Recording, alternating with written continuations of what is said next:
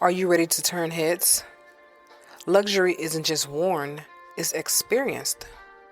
Introducing a Layla Cara style and new up-and-coming designer collection where exclusive shoes and bags for men and women meets your feet.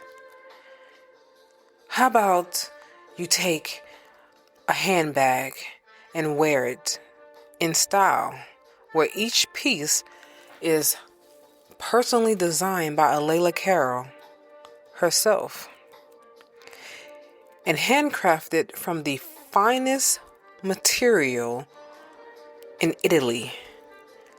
Leather, smooth like butter, bold, timeless, distinctly you.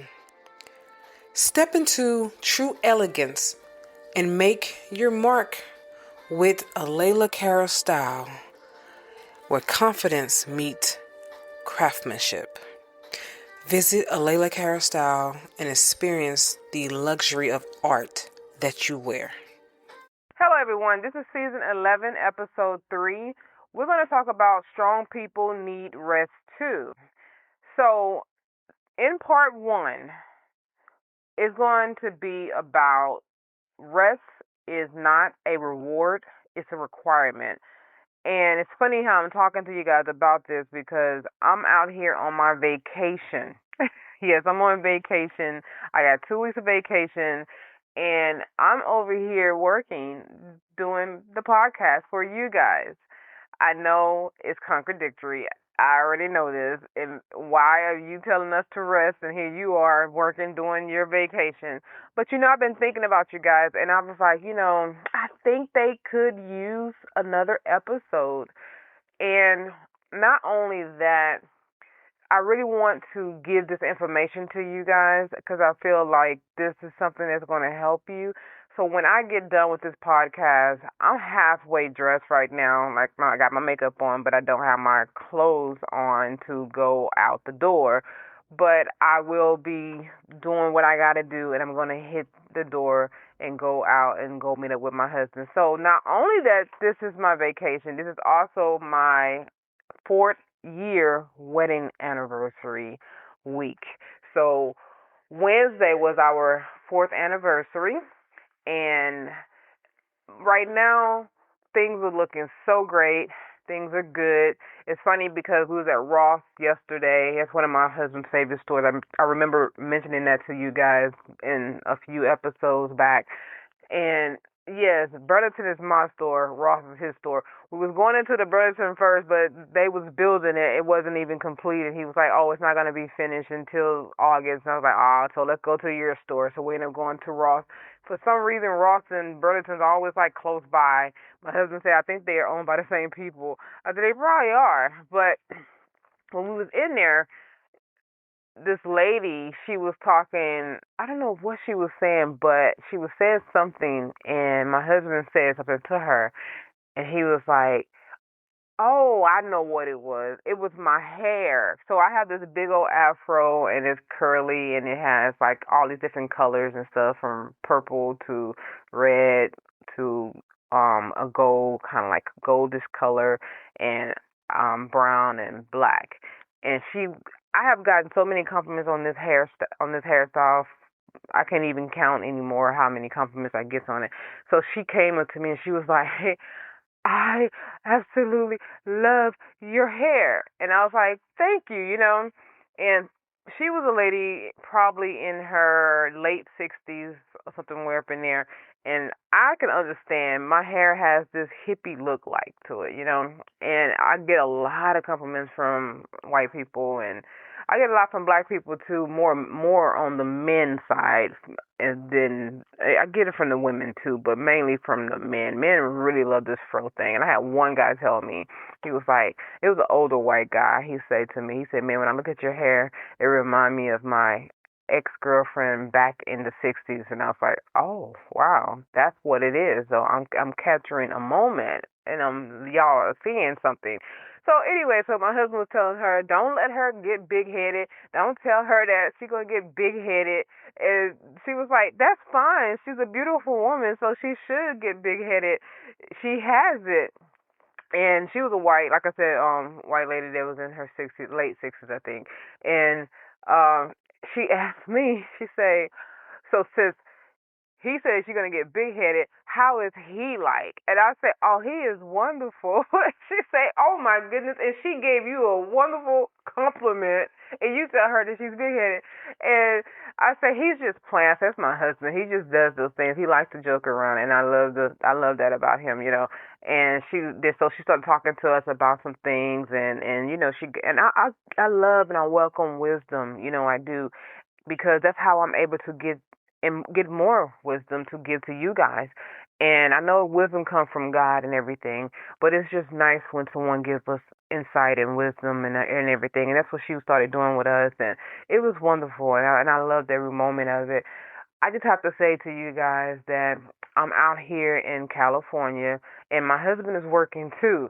So he's not on vacation. I came out here to support him with his endeavors. So he's coaching the Nike Phenom basketball camp, and it's national camp here in Orange County. Yes. So he's gonna be doing this for 2 weeks or whatever. Well, not 2 weeks straight. They do 3 days and then get 3 days off and then do another 3 days. So we do get some time with each other to be able to go to the beach. I went to the beach this morning though. I did. I dropped him off at the camp and I went straight to the beach because the camp is right next to the beach. So I'm like, I'm gonna go to the beach while you go do what you're doing, even though it was like 6 in the morning, 6:30 in the morning. I was thinking that no one was gonna be on the beach. Tell me why I get over there and that beach is crowded. At 6 in the morning. It is crowded. I'm like, these people don't play no games out here in California. They serious about their beach life. And they were surfing and going on, and I just was like, dang, I love this atmosphere. I absolutely love California. I do. I don't care where you live at in California. I think it has a vibe to it that is so calming to me. It's calming to me. I love the mountains, the ocean, all that. Even the quality of the food and stuff here, because there's so many places that you can go to that here in California that Texas don't have. And I definitely love it. Now, the people are okay. I'm not going to say they're nice, not nice. They're just okay. I know yesterday we went to this restaurant by our hotel, and the restaurant had been there for over since 1948. That's exactly what it said on there, 1948. And I was like, let's go to this diner and get some breakfast and stuff. And my husband was like, okay, cool. So we go up in there, and it is absolutely like a time warp, like you going back into time. And I was like, this is gonna be good. That's what I told him. This is gonna be good. And he was like, really? I said, because these type of restaurants be having some good food, man. And sure enough, the food was delicious. I ain't never seen no what you call this this pecan pie. Normally pecan pie is a little thin. This pecan pie was thick like a big old cake. I was like, that is a lot of pie. And even with all the other pies they had there, and that was right on display, and they were like, you want some pie? We everyone who comes here for the first time gets to get a big cookie. And I was like, oh, sure. So they gave me and my husband a cookie, and I definitely still have half of that cookie left because I didn't eat it all. He still have half of his, too, and I was surprised that he didn't eat it all because he can eat.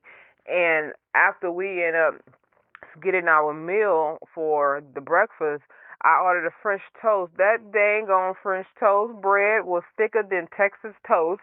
I was like, okay, this is really good. And he got the Belgian waffle that took up the whole plate.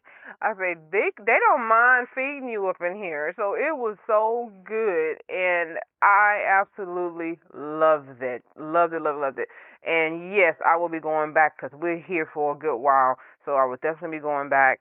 And I definitely have more to say to you guys. I know that resting is definitely on the agenda for me. I slept when I came back from the beach. I slept really good. I've really been up about roughly 2 hours now. So I want to get this done, and then I can go head back over here. I'm gonna go and take some videos and pictures of my husband in his element doing his job, because I love to watch him work. I really love watching him work. Y'all want to know the reason why I love watching my husband work? And yes, I ain't gonna lie, it is a turn on. It is a turn. It's a major turn on for me. My second husband, I know I have mentioned this before to you guys in other podcasts, especially the narcissistic ones. The one I talked about, narcissistic. Okay, he did not want to work. He absolutely did not want to work. And that was a major turn off for me. Like, I couldn't take it. And then had the audacity to want to have sex. And I'm thinking, like, you want to have sex and you want me to be into it. That was another thing. Not only have sex, but be into it. And I'm like, I cannot be into it when I'm actually feeling disgusted by you, because you won't do the necessary things that a husband is supposed to do. A man is supposed to work. Even the Bible says a man who doesn't work doesn't eat. And that means that if you don't put in the time and effort to get what you need, you're not going to accomplish it. And I was literally so terrified that I was going to live the rest of my life like this. And I was thinking, like, I can't believe that I married this.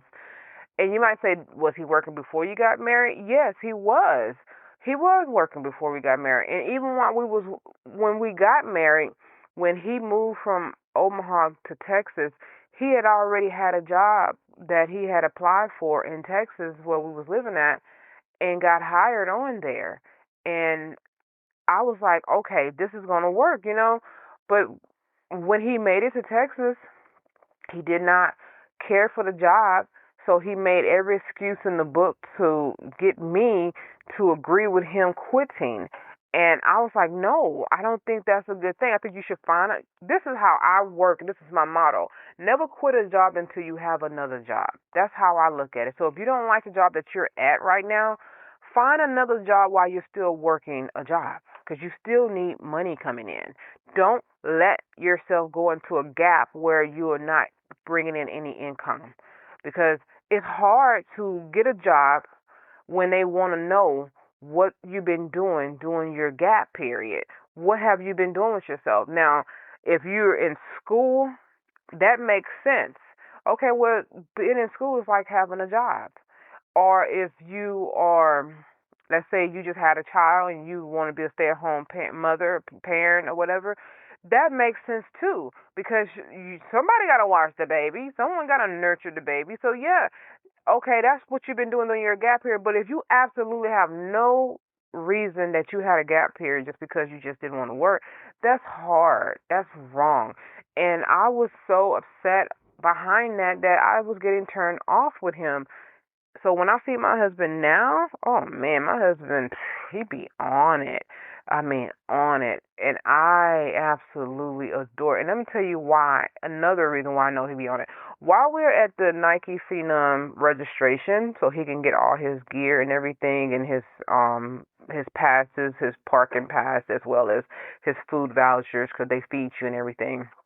And we was getting all those things, and even gave him some shoes, and I mean, Nike down. He got so much Nike stuff that they told him not to bring anything with him, because he was going to have so much stuff to take back home, because they give you so much Nike stuff, from shorts to sweatpants to t-shirts to hoodies to sneakers. I mean, all kinds of Nike stuff. And they wasn't lying. They did. They gave him so much stuff. So we're gonna have to go and buy another bag to check in to put all the stuff in. And one of the ladies who knew him, and he knew a lot of people, and they was all like, "Hey, what's up, Coach Carol? What's up, Coach Carol?" All that stuff. And and he was like, hey, doing his thing. And the lady, she said, I just got hired on some school or whatever she was trying to tell him about. And she said, and I'm looking to build the team for the basketball people. I want to talk to you about a proposition later. And I already knew. I said, it's another job offer. Boy, they don't be playing. When he gets so many job offers to want them to come and be with them on these teams, and because he's a player development coach, that's what he does. He does player development, help them to develop their skills and stuff. And I was like, oh man, you are already getting offers, and you just walk through the door. Oh my goodness! But yes, I will be going out there later. So I done took 13 minutes of your time up by talking about my little situation here in California and everything, but I'm going to go ahead and get into it. I want to give you a strong person quote of the week. So this is written by me. I want to give to you. I want you to take this information down and just think about it, okay? Rest is not something you earn. It's not something you earn after you've exhausted yourself. Rest is something you deserve because you are human. The strongest people don't become stronger because they're carrying more. They become stronger by knowing when to lay and rest, okay? You got to lay down the weights, all right? I want you to know that. So if this quote touched your heart, then I believe today's episode is created especially for you. Welcome to Improving Your Thoughts by Freeing Yourself. I'm your host, Alayla Carroll. This is Season 11, Episode 3, Part 1. The weight of being strong, what strong people need but rarely say. Okay? Strong people need rest too. That's what we need to be saying. Rest is not a reward, it's a requirement. This season is dedicated to every caregiver, every parent, every entrepreneur, pastor, nurses, doctors. We'll be back after a quick break. If you haven't already, check out my luxury shoe and bag collection, Alayla Carroll style. Each piece is personally designed by me and handcrafted from genuine Italian leather. Whether you're dressing up or keeping it casual, these pieces were made to help you walk with confidence. Because real style starts from how you feel. Go to alaylacarrollstyle.com and experience these bold, timeless, and completely all you. Check it out. You might find something you like. Even doctors need to rest, especially if you're going to be doing some surgery. Teachers, coaches, first responders, flight attendants, every leader and every person who has become the strong one. In episode 1, we asked a different question. Who checks on the strong person?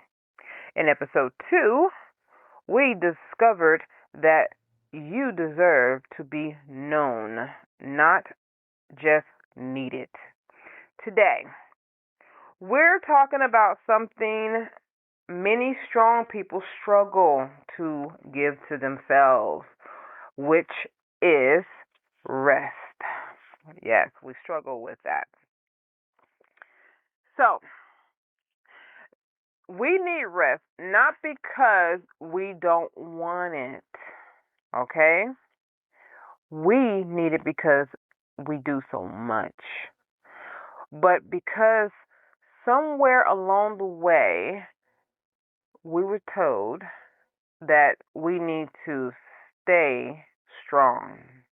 And that is not a good thing.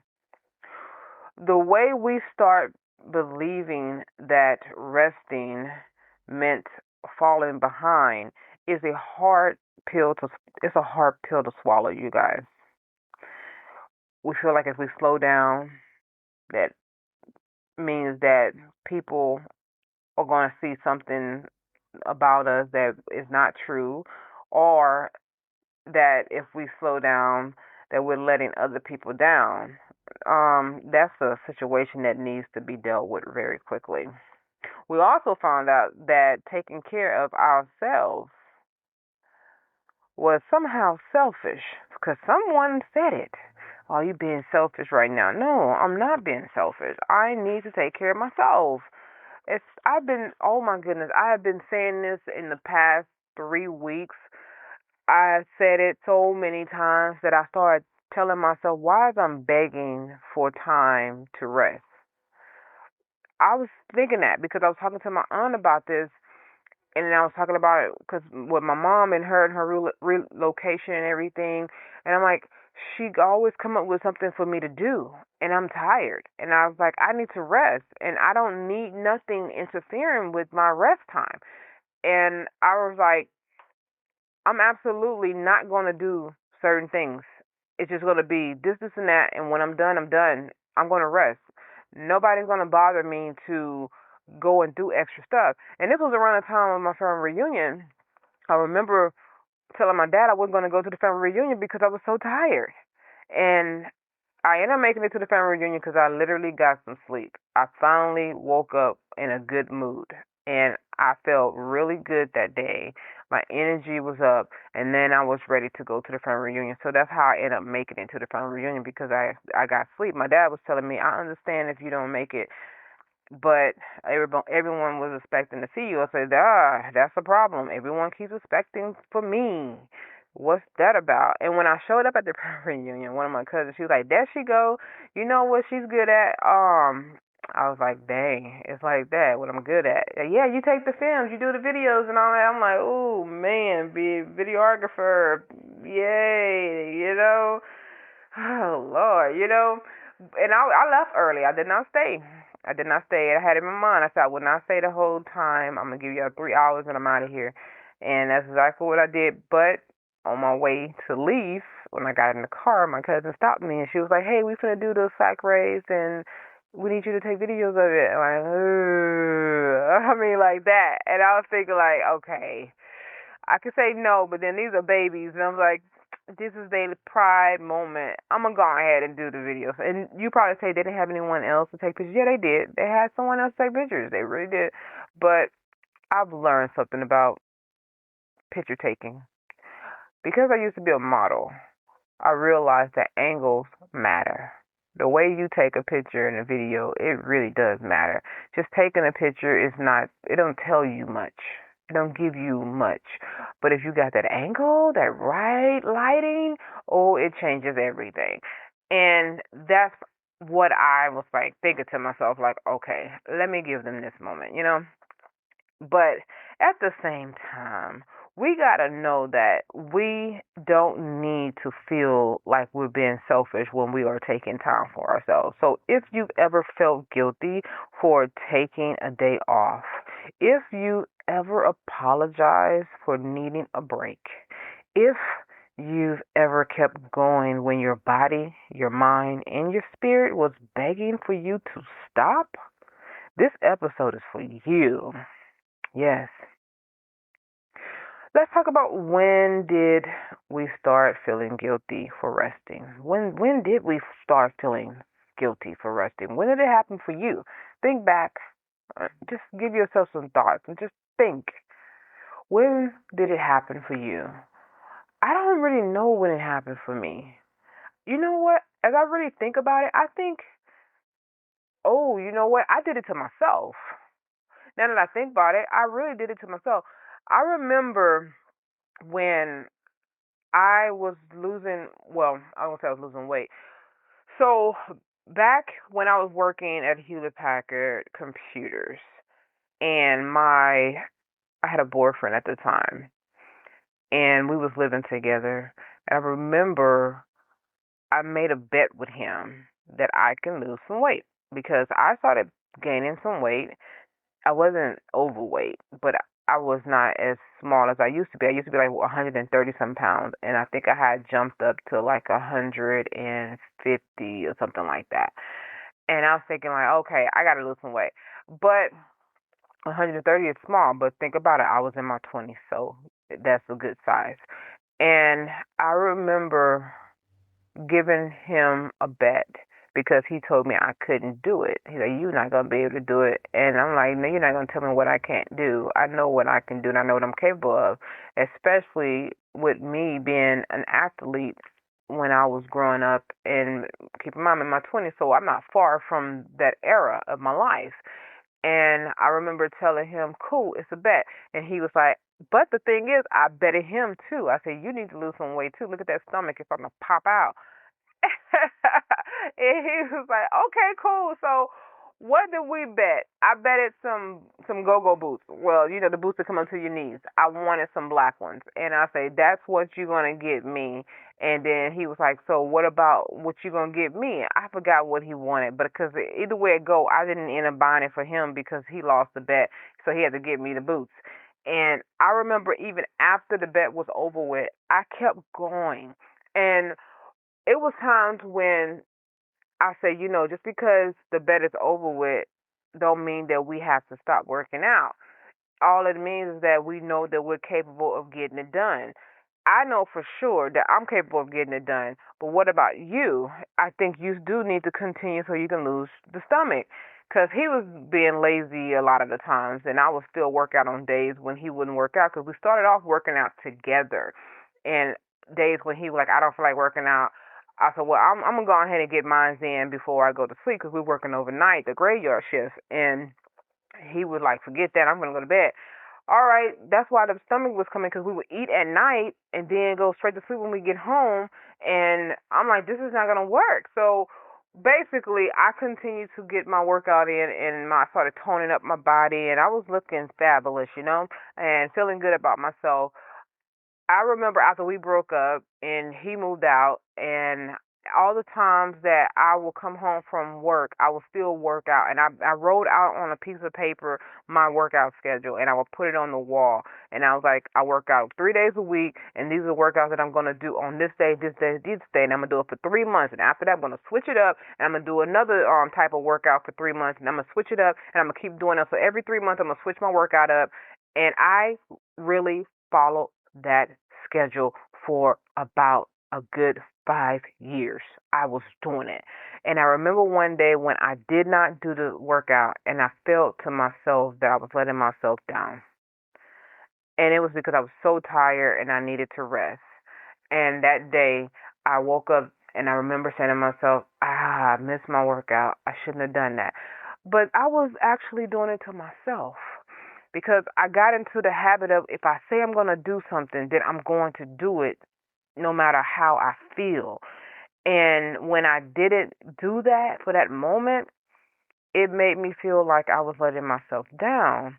When in reality, I wasn't letting myself down. I really needed to rest. And my body was screaming. My mind was screaming. My spirit was saying, stop. You've been doing this for a while. You've been at this for a while. It's okay to rest. So I knew at this time in my life where I'm at right now, where I was back then, that I was going to get to a place where I was going to have to learn to balance. And as time went on, I started learning to balance. And I'm like, if today is one of them days that I just don't have the energy to do it, then I'm just not going to feel bad about it. I'm just not going to do it. But as long as I don't completely stop, as long as I don't completely just give up on it, then we're good. That's how I have to rewire my mind. And now, hey, I don't go to the gym every 3 days anymore. I was working out at home, by the way, during that time. I didn't really go to the gym. I recently started going to the gym now in the past year. September of this year would be a year that I had a gym membership and that I actually been going to the gym and stuff. But I don't go every 3 days. I don't go 3 days a week. I just don't. I go when I get home and I know I have the energy to do it. There's no need for me pushing myself so hard to where I just did I pass out? It's not cool. So I want to ask you something. Who taught you that being busy is the same as being valuable? Who taught you that? Because I've learned over the time that people say things and we have all these cliches and these quotes that we throw out there, and some people live by these cliches and these quotes. But we tell ourselves that it's okay to be a certain way when it's unhealthy for us, though. So who told you that? I want you to think about it. I want you to think about when someone asks you, how are you doing? Yeah, these are questions that needs to be asked of you sometimes.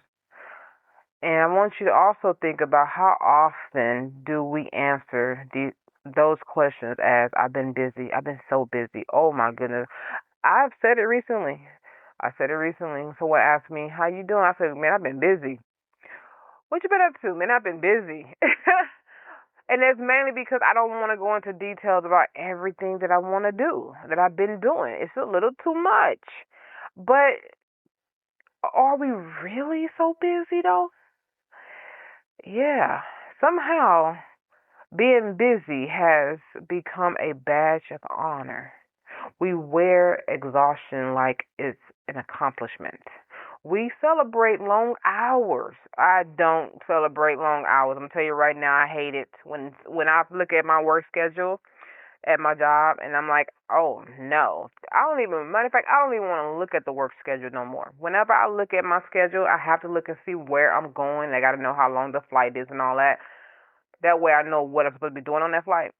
But I don't look at the whole day, like the duty day. And there's a lot of flight attendants that do that. They look at the duty day and they be like, oh, we got 14 hours today. I'm like, please don't say that out loud. I can look at my schedule and see how long we have today. I don't want to hear it because it does into my brain where I'm like, all of a sudden I get exhausted, even though I had a lot of energy before you said it. So I am the type of person, I take things moment by moment by moment. I've been doing that since I've been working the graveyard shift at Hewlett Packard back in 2005 when I first started there. And from 2005 to 2015, that's how long I worked at that job. And I literally would tell myself, I am not going to look at how long I'm going to be here tonight. I'm just going to break it down. And I broke it down as in when the first break came. That's 2 hours later. Okay, when is our lunch? That's 2 hours after the first break. Okay, when is our next? Okay, that's and I will break it down because we had 3 breaks. We was working 12-hour shifts. So I'm not gonna sit there and think about, man, I'm gonna be here for 12 hours and lose my dang on mind because I can't stand being in a one spot for that dang on long. So I was telling people, don't do that. You know, when I'm with you, we're here and we're working. Let's just get through the flight. And then what's next, we're going to do next. That helps you to manage your day because if you really break down your day, break it down. In a day, we got 24 hours. You use part of that time sleeping. Then you use part of that time getting up, getting ready to do whatever you're going to do for the day. Then you use part of that time for working. Then you use part of that time, oh, don't forget, you got to drive to your work if you are not a remote worker. And then you use part of that time driving back home. You use part of that time to eat. You got time to do all these little things in a day, right?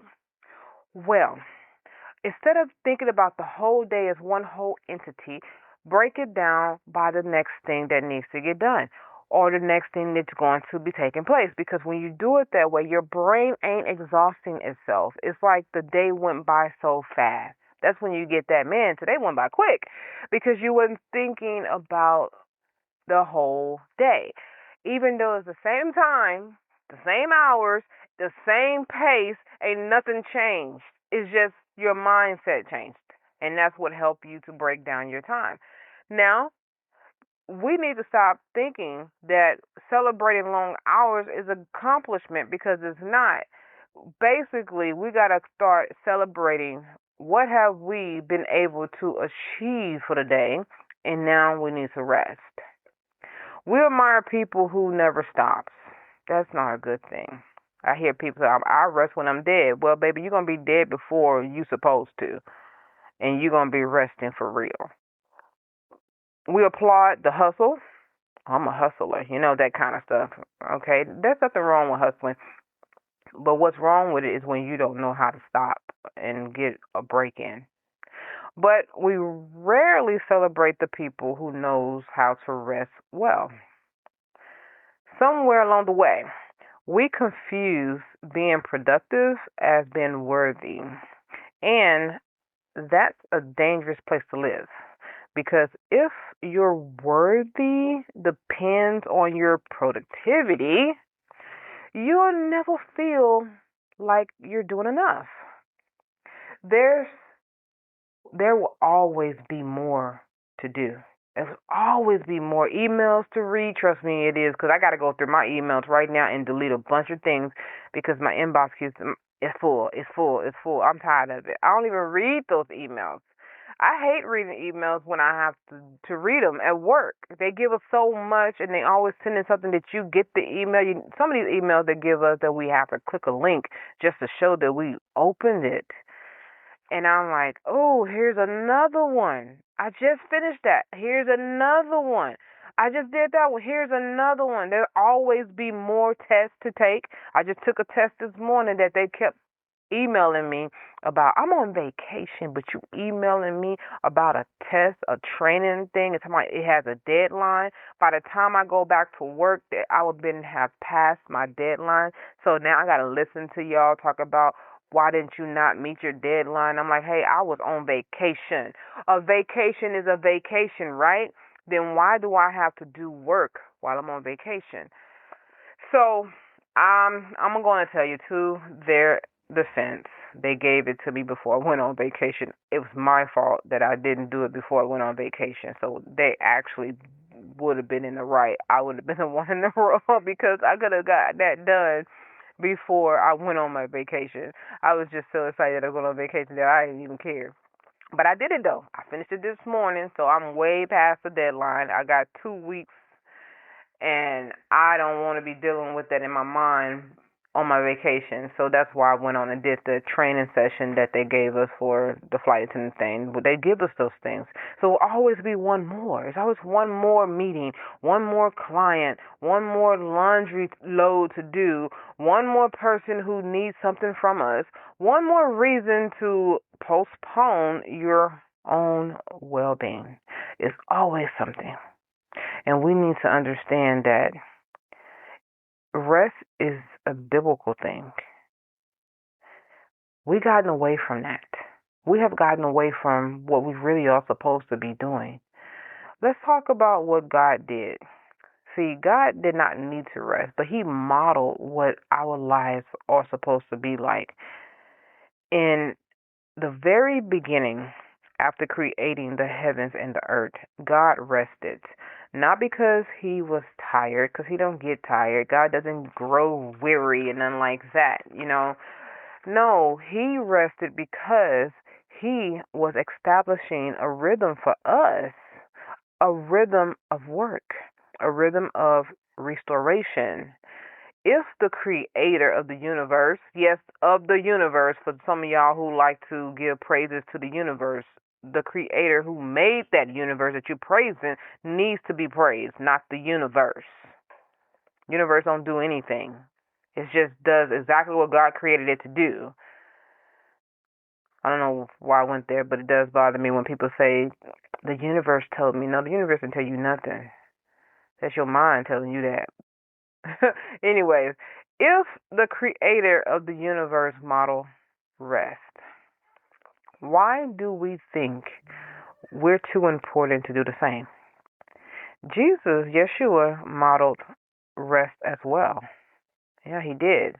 Throughout the Gospels, we see Him stepping away from the crowds. He withdrew for prayer because that's what He went to go do. He sought out quiet places. He rested before continuing his ministry. Yeah, He would go and rest. Even when He was on the boat, when that storm was going on, He was in there sleep. He sure was.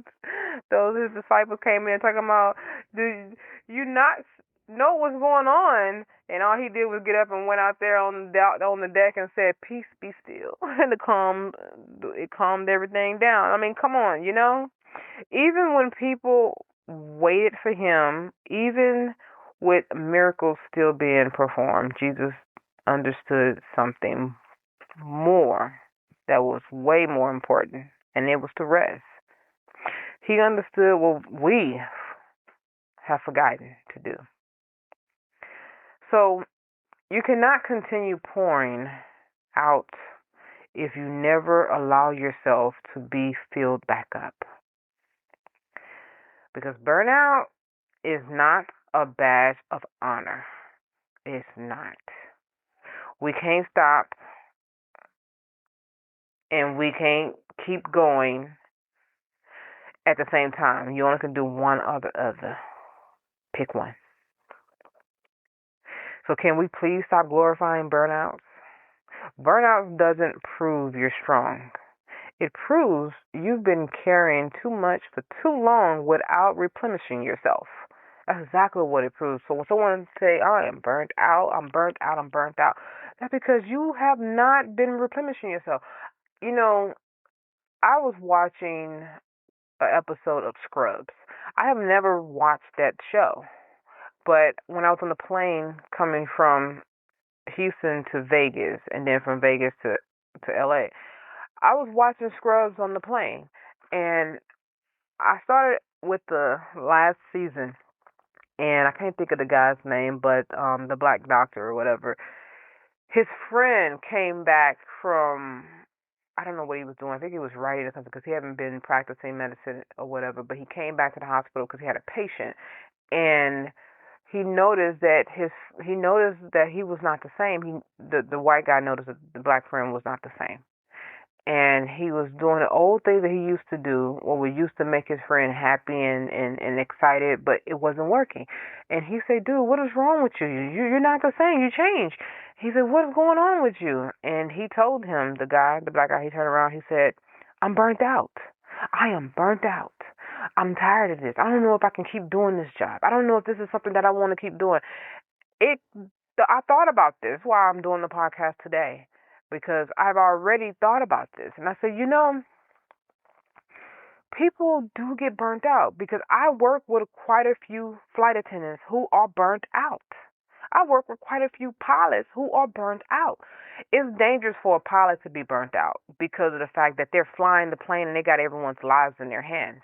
That's why we have so many hours that we can actually work in a day, whether we own the plane or not. If we're on duty, our brain is still telling us that we're working. So we can't work over a certain amount of hours in a day. And I work with some flight attendants. I can tell they're burnt out. I see it all over them that they're burnt out. And most of them are people who have been a flight attendant, been working for the company for over 15 years. And they don't have the same attitude like the younger ones who just started. I'm not talking about young in age. I'm talking about young in time being served as a flight attendant. They don't have that type of energy. So you can always tell a newbie. A newbie is excited. They bright-eyed. They can't wait to work. But the ones who've been there forever, they can't stand the job. They want to leave. They're mean to people. They don't have that zazz about them no more. And every person can feel the energy coming from them that is not good. And I say we get vacation time. So I've been here 10 years. I get 4 weeks of vacation in a year. I take my vacation. I don't care. Matter of fact, I take vacation every single month. I take a week off every single month. I do. Every month. I got to at least have a week. Sometimes I do 2 weeks. But I don't get paid for the time that I'm not actually using vacation time. But I don't care about having to get paid during that time. I just make sure I get my hours in so that way I don't feel like I'm missing out or I'm not working enough to make the money that I need to make to do what I got to do. But I definitely knew when I was getting burnt out. I remember the feeling of like I don't really want to I don't want to go to work. I don't want to be here. And I'm like, I can't wait to get off this plane. And I wasn't being nice. And I knew I wasn't being nice. Not because I was being mean to people. It was just inside of me. I wasn't feeling like being nice. And even when some of the passengers was looking me in my face and they was like, "You're a pretty girl. You should smile." And I'm thinking like, it's time to get off this plane. But I started getting this, and I still got it. Matter of fact, this little girl passenger, she gave me a rock. She painted it, and she was doing it on the plane. I saw her when she was painting, but I had no idea she was making it for me. I was watching her as I would go by and pick up trash and do my service and everything, and I was like, "Oh, she's painting a rock. That's pretty cool." And she painted this rock red, green, and pink. And then she wrote on there in black letters, "Make today great." And as I was getting off the plane, she was getting off the plane. I was working first class, so as she was getting off the plane, she said, "This is for you." Oh my goodness, it made me feel so good that I was like, I know what I need to do. I need to take some breaks. I need to take time off. I cannot work all these hours. I have to take time off. This is before I had my business and everything. This is before imaging coaching, before a Layla Carroll style. And I just knew it was even before the podcast. I said, I got to do what I got to find something else that I can be happy with, but make money with. At the same time, not overexhaust myself and get out of just working a job, working. So that wasn't the only thing. Then I got another person, and I still have my little turtle. I had another guy, and this was probably like a week later. He came on the plane coming from Mexico, and when we got to Houston, landed in Houston, he said, "This is for you." And it was a little turtle. Oh, it was so cute, and I was like, "Oh my goodness, thank you." And I call him Ted the Turtle. He's in my car riding with me, and I let him stay with me every day. And I am so serious about my little Ted the Turtle. I remember going to get my car washed, and I had Ted the Turtle in my little in his little spot where he's supposed to be. And when I got in that car after they finished washing and detailing my car, Ted the Turtle wasn't there. I was like, my son was with me, and I said, "Son, did you see Ted the Turtle?" And he's like, "No, Mom." I said, "Oh no, we turning back around. I'm gonna go back and get my Ted the Turtle." And I turned back around. I say, "Look, I had Ted the Turtle in here." And they were like, "Ted the Turtle?" I said, "Yeah, it's a little turtle that I had sitting up here on my car, and he's not there. Where is it?" They said, "Oh, I think we put it over here." And they had my little Ted the Turtle. I said, "Oh, y'all got to go. Y'all don't know what y'all doing. Don't take no one's stuff out of their car. If you're gonna take it out, put it back." So I haven't went back to that place since, and no, I have not went back to that place to get my car washed since. So it is what it is. But what it did to me, it let me see that people see me.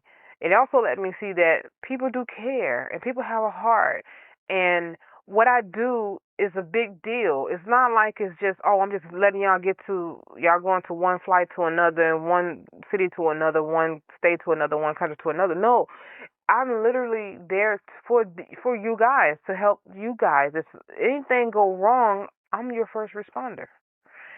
And being burnt out is not a good thing. So I started taking days off. I really did. I had to take days off.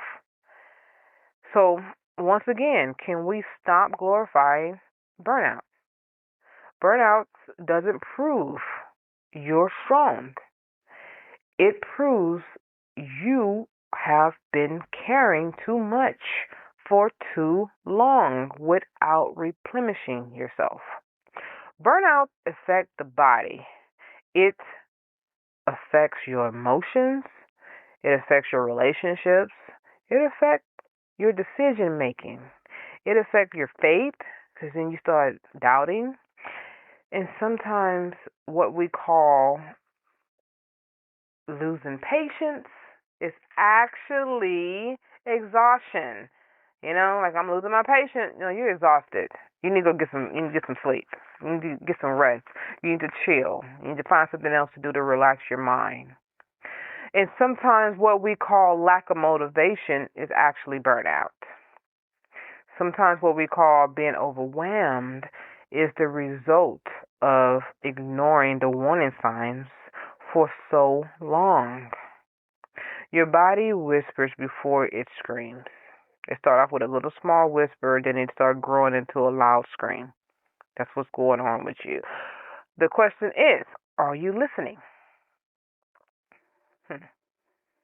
God never asked you to run on empty. Imagine trying to drive a car across the country without ever stopping for gas. Eventually, the car isn't going to go anywhere. It's going to stop on you. It's not because it's broken, because it's not broken. It just wasn't refueled. It needs some more fuel. And now, think about yourself. How long you been running on empty? Emotionally, mentally, spiritually, physically, also sexually. Because sex does help with your exhaustion. It releases dopamine that helps you to relax. Maybe you're still functioning. Maybe you are. You might say, I'm good. You're still smiling. You're still showing up. But inside, you're exhausted. Friends, surviving, thriving, all that. All that's what you're thinking. But your body is saying something different. Let me tell you something. Surviving is not the same as thriving. It's not. It's just not. God He didn't create you just to make it through another day. He created you to live with purpose, joy, peace, and hope. And that requires rest. You have to get some rest. So, I have a reflection question. I keep saying I have but I have some. I always have more than one. Before we continue, I want you to think about these questions. Just quietly in your mind, think about them and answer them at your own leisure, but think about them, okay? When was the last time you truly rested without feeling guilty? Because when you rest and you feel guilty about it, you're not resting. Your brain is still going. You got to be able to shut down those thoughts, all right? What do you believe would happen if you slowed down for one day? Just one day you took for yourself. So I know I'm here and I am on vacation and everything. I already chose a day that I'm going to go to the beach, just me by myself, because my husband's going to be working, and I already came prepared too. I have my little it's not a towel or something like that, but it's like the mat, the soft mat that you lay down on. It's for the sand, and it's waterproof. I'm going to lay down. I'm going to stretch that out. I'm going to have my drinks, my little drinky drink, whatever it is. And I'm not going to drink no liquor, nothing like that. I'm talking about like some fruity drinks or whatever.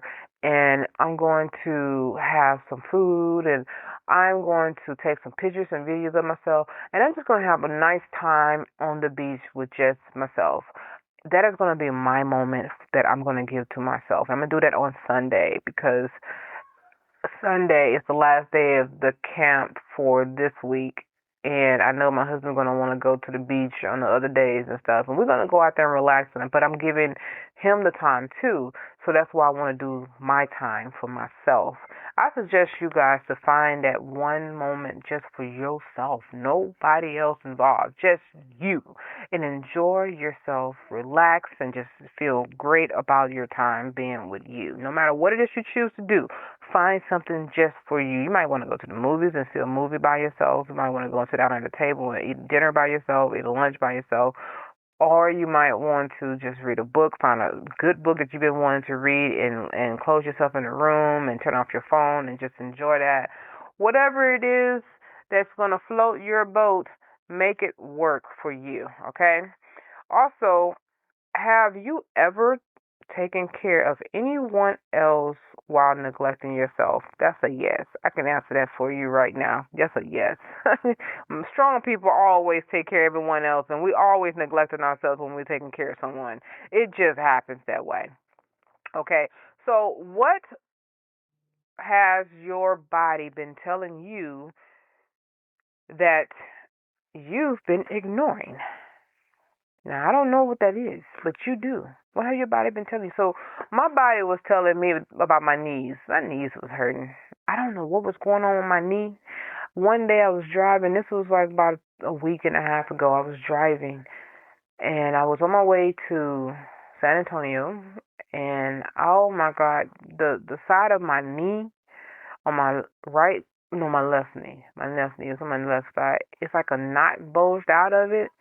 I've never had this happen to me a day in my life. I didn't know what it was, and it was thriving with pain.